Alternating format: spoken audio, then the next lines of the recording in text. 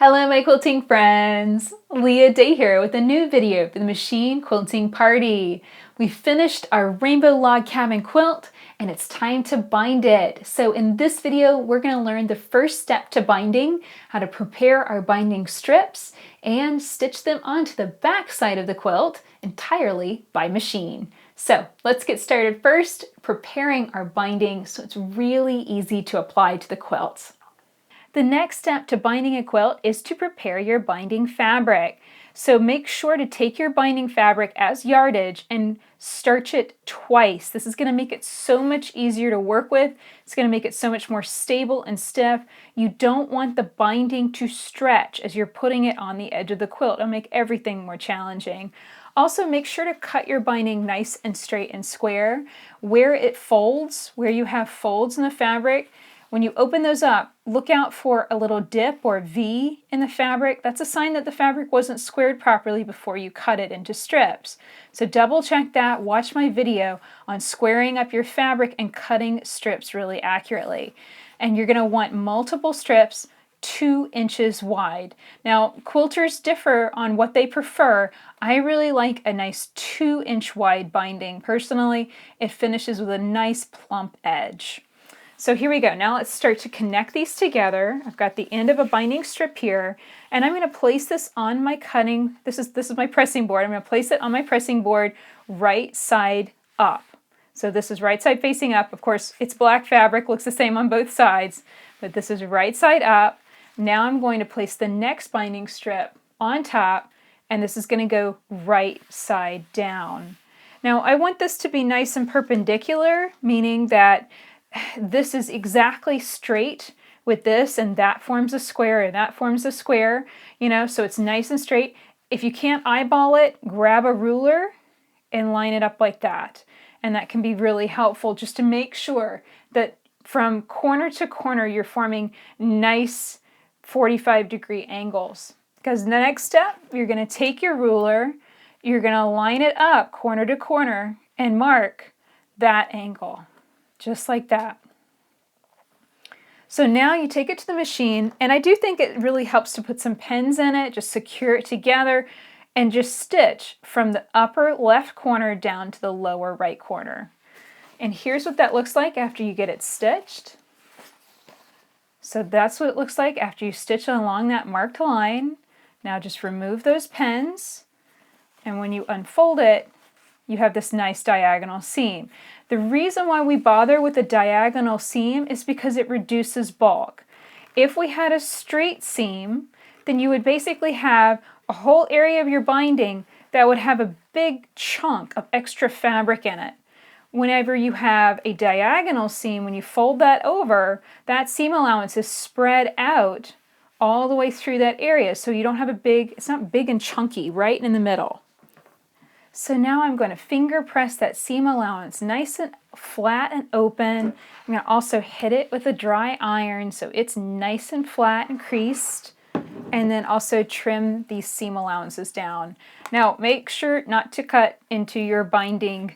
It's really easy to accidentally, nick the wrong thing. So just be really mindful as you do every step of your binding. Okay, so that has been cut down. This now wrong side facing up, and I'm going to take the edge of the binding and just fold it up to meet the opposite edge. And it's hard for me to see not only the angle but also the dark fabric, so I'm just double checking that those edges are perfectly aligned together. I'm going to grab my iron again and give it a good press. And I like to start that folding and pressing process right where these seams are. I just find it a little bit easier to go on ahead and fold this part in half, and then I'll work from there, folding a little further down and running my iron along it, folding a little further down, running my iron along it, until the entire length of my binding strip is folded in half, just like that. So here is all of my binding created and folded in half. It's ready to go. And I've gone all the way around the quilt, laying it out to make sure that I don't end up with a seam allowance, one of those seams right on the corner. Now, it's not a deal breaker if this ends up happening to you. If you end up with one of these seam lines right on the corner, it just makes it just a little bit more challenging to turn the corner, but it's not the end of the world. So please don't worry about it. I pretty much figured out that this is where I need to get started. And here's something important, actually two things. Number one, I'm placing this on the back side of my quilt, and this way I can fold it to the front and finish this completely on the machine.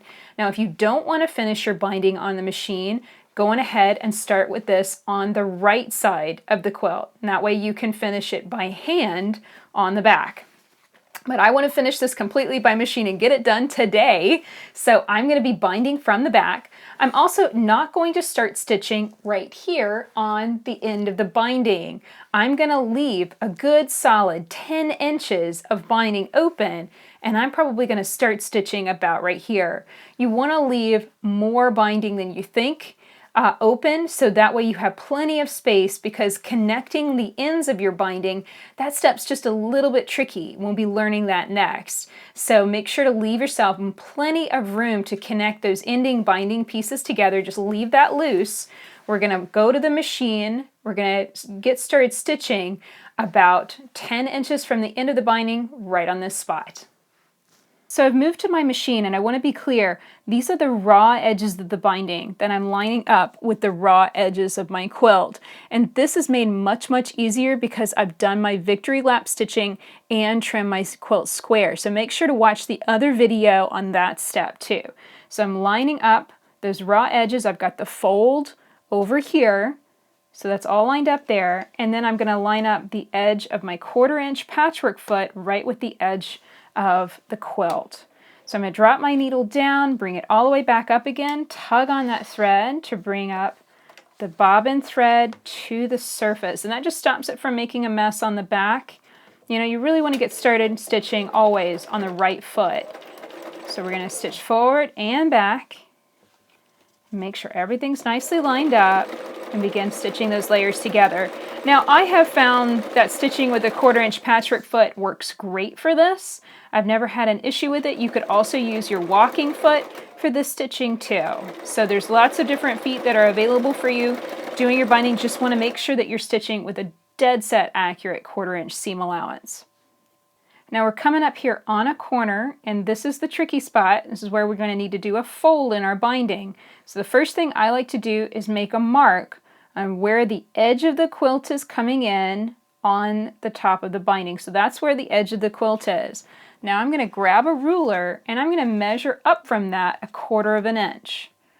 So just making a mark 1/4 inch, and that ended up a little bit crooked. So let me see if I can fix that. Line that up again. There we go, that's a little bit better. Okay, so now I have a mark for the edge of the quilt and a mark 1/4 inch up. And what I want to do is stitch down to that mark 1/4 inch from the edge, and that's where we're going to stop and change direction. So right here, I'm going to stop, change direction, rotate the quilt so that it's facing this way, and now I'm going to stitch right off the edge of the binding. Just like that. And I like to grab a scrap charger just to stop those thread tails from making a mess on the back of my quilt, stop them from getting tangled, and just clip that off. There we go. I'm going to stitch the edge, and now it's time to do a fold on our corner. So now with that stitching secure, I'm going to fold my binding to turn this corner, and this is what creates a really nice mitered binding. So the first step is to fold it over to the right. So I've got the stitching I've just done running perpendicular with my body, so that's facing me. So I take the binding and fold it straight over to the right.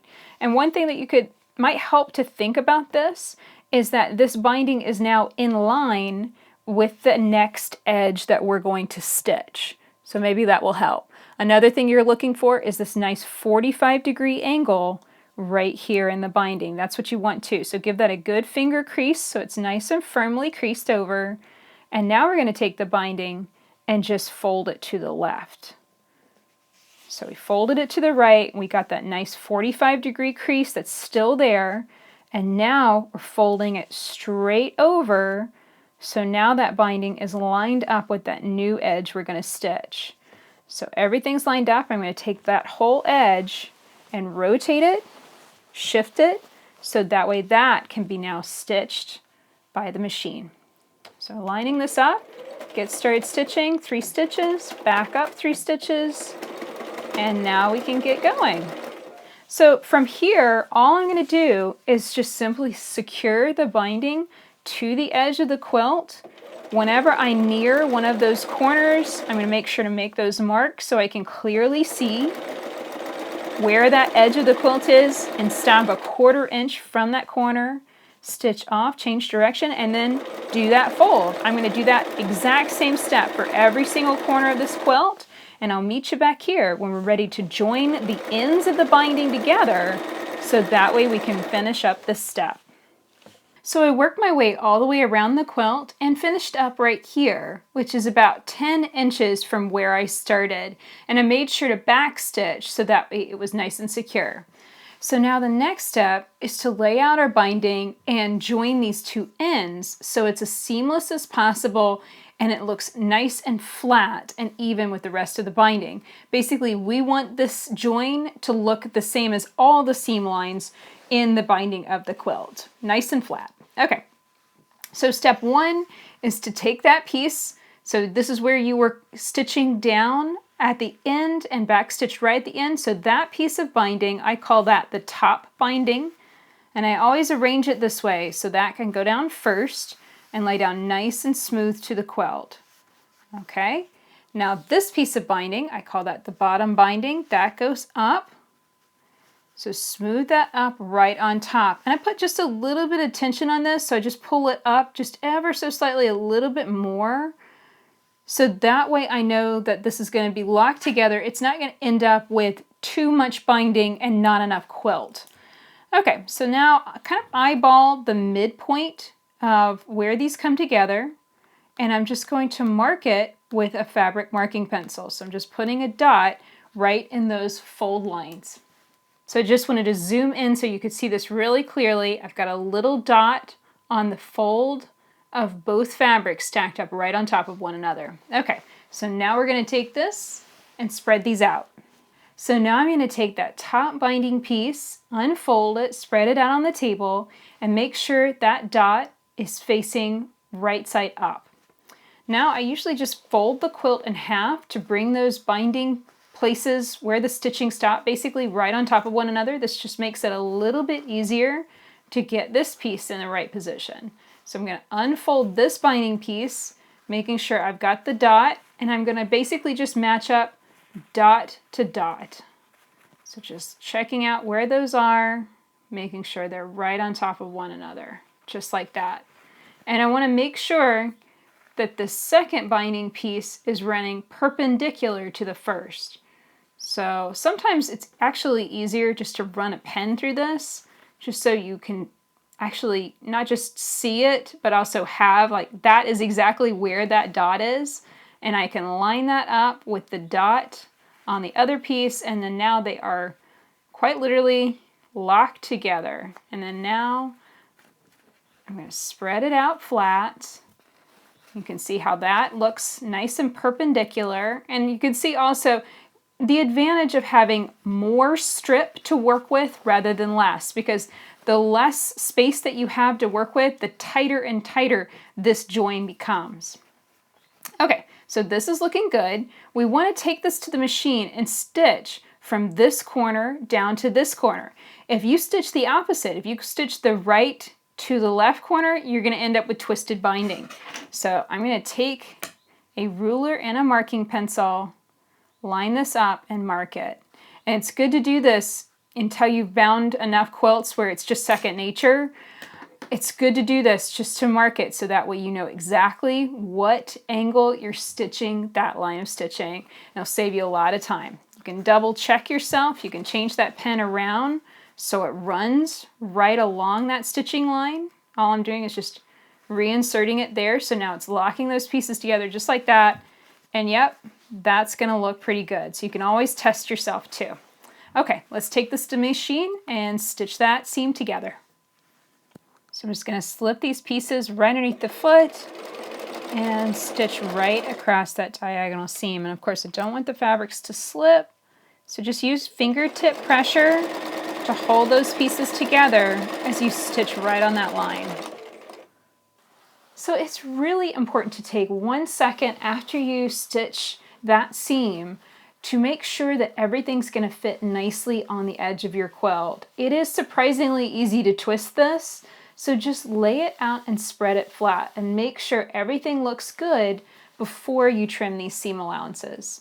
So here I'm going to flip this over, and now I'm going to press, just finger press these seam allowances open. Just run my fingernail along them. And now I'm going to grab a pair of scissors and trim this down. So I'm just trimming the seam allowance down to about 1/4 inch from that stitching line. And again, be really careful not to cut into your binding. That would be really bad and a really time-consuming mistake to try and correct at this point. So here we go. I got that seam pressed open nice and flat. Now I'm going to fold the binding back closed. And then there it goes, nice and smooth and flat to the edge of the quilt.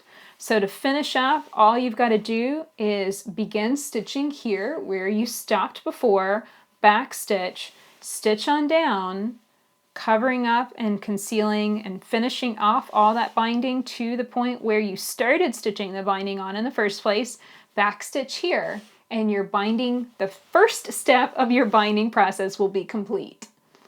So that's it for this video. I hope you learned a lot and you're ready to take on the first step of the binding process. Make sure to check out our first video in this little series on preparing your quilt for binding. I teach you how to do a victory lap and trim your quilt square. And that's a really important step to make binding your quilt much, much easier. So definitely go and check that out at leahday.com/preparing-for-binding. Now, if you'd like to find the quilt pattern for this beautiful rainbow log cabin quilt, you can find it in the book, Explore Walking Foot Quilting with Leah Day.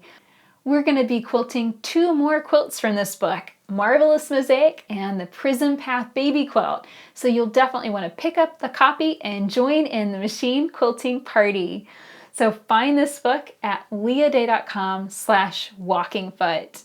If you enjoyed this video, please like it, share it with your friends, and subscribe to our channel on YouTube so you don't miss the next video coming out soon. Until next time, let's go quilt!